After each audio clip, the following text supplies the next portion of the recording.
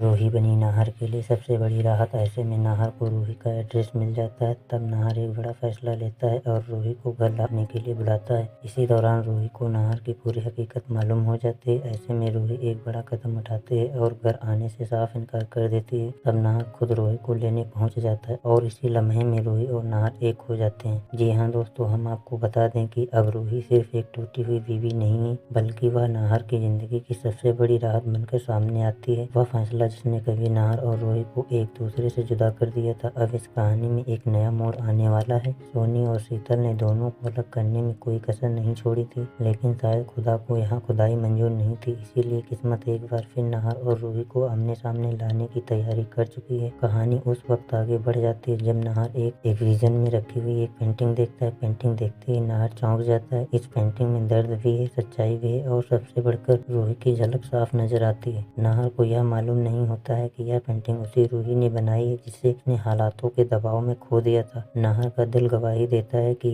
Artist कोई आम इंसान नहीं है। तब नाहर फैसला करता है कि आगे का पूरा काम इसी आर्टिस्ट से करवाया जाए। नाहर समर से कहता है कि वह इस आर्टिस्ट से बात करवाए। समर कॉल मिलाता है। जैसे ही फोन पर रूही और नाहर की आवाजें टकराती हैं, यूँ लगता है जैसे वक्त एक लम्हे के लिए रुक गया हो। नाहर खुद को संभालते हुए कहता है कि वह नाहर गोइंग बोल रहा है और उसे उनकी बनाई हुई डिश बेहद काफी पसंद आई है। वह चाहता है कि आगे का पूरा प्रोजेक्ट वही संभाले। उधर फोन के दूसरी तरफ रूही की सांसें तेज हो जाती हैं। वह आवाज पहचान लेती है, लेकिन खुद को मजबूत रखते हुए नाहर को इनकार कर देती है। रूही कहती है कि उनके पास पहले ही बहुत काम है और वह यह प्रोजेक्ट नहीं ले सकती। इतना कहकर रूही कॉल काट देती है। कॉल कटते ही नाहर को यूँ महसूस होता है जैसे किसी ने एक बार फिर उसका दिल तोड़ दिया हो। नाहर समर से साफ लफ्जों में कहता है कि उसे इस आर्टिस्ट से काम करवाना है, चाहे इसमें कितना ही वक्त क्यों न लग जाए। समर मशवरा देता है कि क्यों न वह खुद उस आर्टिस्ट से मिलकर बात करे, शायद वह मान जाए, लेकिन नाहर साफ इनकार कर देता है। नाहर कहता है कि रूही के जाने के बाद वह अंदर से पूरी तरह टूट चुका है और उसकी हिम्मत नहीं है कि वह वहाँ जाए। यूँ लगता है जैसे नाहर की पूरी दुनिया उजड़ गई हो। उधर रूही के हालात भी आसान नहीं है। नाहर से बात होने के बाद उसके पुराने जख्म एक बार फिर ताजा हो जाते हैं। रूही को लगता है कि नाहर आज भी वही है जिसने कभी उस पर भरोसा नहीं किया था। ऐसे में जब नाहर को उस रूही का पता और एड्रेस मिलता है, वह एक बड़ा फैसला लेता है और खुद रूही को घर आने की दावत देता है। जब रूही को नाहर के फैसले की असल वजह मालूम होती है तो वह घर आने से साफ इनकार कर देती है। रूही कहती है कि अब उसके लिए वापस लौटना आसान नहीं है। उसने बहुत दर्द सहा है और अब वह खुद को दोबारा टूटता हुआ नहीं देख सकती। लेकिन नाहर हार मानने वालों में से नहीं। वो खुद रूही के पास जाने का फैसला करता है। जब नाहर रूही के सामने खड़ा होता है तो दोनों की आंखों में सवाल, शिकायत और अधूरा प्यार साफ नजर आता है। नाहर पहली बार खुलकर अपनी गलती मानता है और कहता है कि उसने एक गलत फैसले ने उस दोनों की जिंदगी बर्बाद कर दी थी। वह रूही से माफी मांगता है और वादा करता है कि अब कोई भी फैसला रूही के बिना नहीं लेगा। नाहर की सच्चाई और बदला हुआ रवैया देखकर रूही का दिल पिघलने लगता है। बहुत सोचने के बाद रूही आखिरकार घर वापस आने के लिए तैयार हो जाती है। जैसे ही रूही घर वापस आती है, यह साफ हो जाता है कि अब कहानी एक नया मोड़ लेने वाली है। दोस्तों, रूही और नाहर के एक होते ही सोनी, शीतल और रोमिल का जेल जाना तकरीबन तय है। अब सवाल यह है कि रूही और नाहर मिलकर इन तीनों का काला सच सबके सामने लाएंगे या इनकी नई शुरुआत पुराने जख्मों को भर पाएगी। या आप चाहते हैं कि रूही और नाहर जल्द एक दूसरे के हो जाएं और शीतल, सोनी और रोमिल सलाखों के पीछे पहुंच जाएं? आपको क्या लगता है, क्या सच में सोनी, शीतल और रोमिल सलाखों के पीछे जाएंगे या नहीं? आप अपनी राय कमेंट बॉक्स में जरूर बताएं और ऐसे ही इंटरेस्टिंग वीडियोज को देखने के लिए हमारे चैनल हास्पिक4 कार्टून को सब्सक्राइब जरूर करें।